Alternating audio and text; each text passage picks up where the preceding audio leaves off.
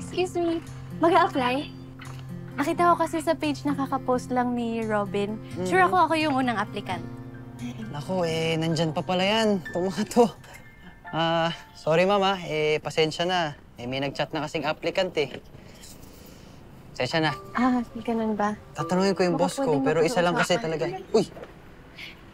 Oh, nakapag-apply ka na ba? Hi, classmate. Good morning.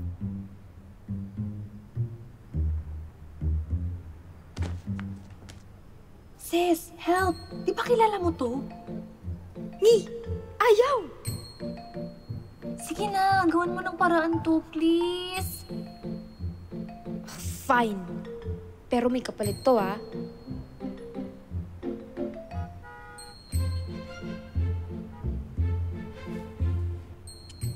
Hi, classmate!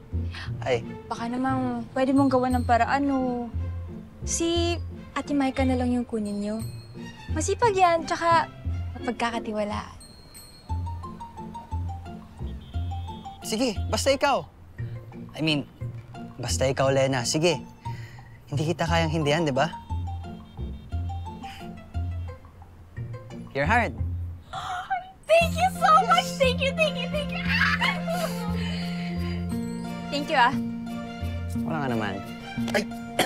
Compress ko. Baka lang naman. Soon. Uy, teka, si boss. Wait lang. Boss! May isa pa dun. Sige, sige. Yeah! Tara, tara. Thank you, tol, ah. Sige lang.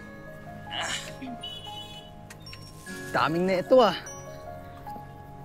Gumaganda ang paligid kung bawat tao ay puno ng pag-ibig.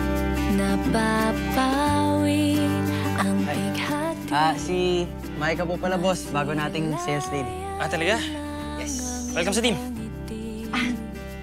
Thank you. Okay gandang isipin ang isang mundong